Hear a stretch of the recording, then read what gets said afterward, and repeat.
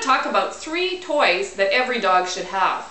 The first is a name brand Kong, and they come in a variety of sizes depending on your dog, and they're practically indestructible. And I say this with experience because we bought at first with our young dog years ago the non-name brand ones, and we went through 2 of those very quickly, and when we finally bought the 3rd one, this is it, and that was 12 years ago, and it's gone through 4 dogs. They also come in 2 toughnesses. There's the red for the regular chewers and the black ones for the really strong chewers. And what they recommend is to upgrade to a black if you find that your dog is destroying the red ones. And if that still happens, then upgrade to the next size and you should be okay for the really, really strong chewers. The great thing about the Kongs is they're a multifaceted toy. They're not only bouncing crazily around, so the dogs love to play with them, but they can also be used as a pooch pacifier by simply stuffing them with either peanut butter or Cheese Whiz and putting it in the freezer for a couple hours. And when you're ready, take it out, give it to your dog, and it's a great way to have him sit quietly in a corner while you have guests, or if you need to go out for a while, it keeps them busy, especially for those separation anxiety dogs. The other toy that I recommend is actually a bone.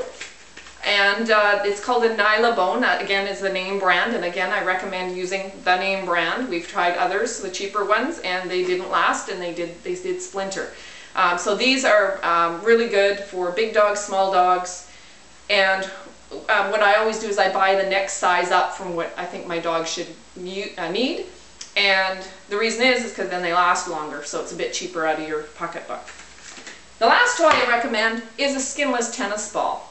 And these are made by the Chuck It people. I'm sure there must be other companies that make it. Also a skinless squash ball works just as well. And the reason is because the traditional tennis ball with the wool covering collects little bits of sand. And when the dog chews on those balls and throws it around in their mouth, they actually provide significant wear to their teeth. So in order to prevent that, you get the skinless ones.